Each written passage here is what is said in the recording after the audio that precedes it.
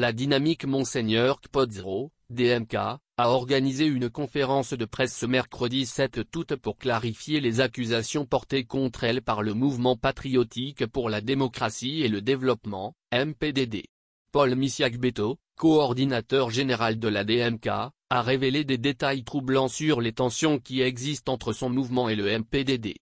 Les tensions ont commencé le 1er juillet 2024, lorsque Jonas Siliadin, président intérimaire du MPDD, après 14 ans d'absence au sein du parti, a convoqué Paul Missiagbeto à une réunion au domicile de Madame Amouzou Aramco à 17 h. Lors de cette réunion, Siliadin a clairement exprimé son opposition à la DMK, affirmant qu'il ne souhaitait pas entendre parler de ce regroupement. Il a également reproché à Missiagbeto de promouvoir la DMK au détriment du MPDD. Pourquoi, étant membre du MPDD, avez-vous pu hisser la DMK au firmament en laissant le MPDD de côté? Partout où l'on passe, on ne parle que de la DMK, et votre propre parti MPDD est où dans tout ça? Lui aurait-il demandé.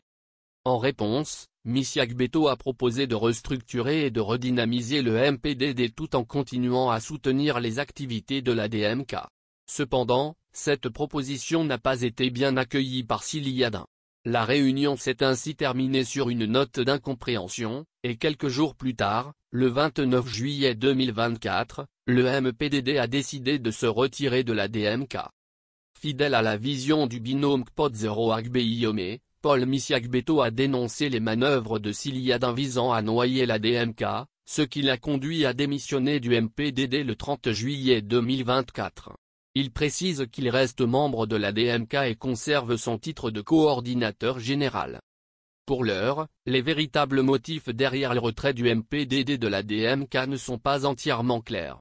Cependant, Paul Missiagbeto soupçonne une possible collaboration entre le MPDD et UNIR, ce qui pourrait être la véritable raison de la rupture.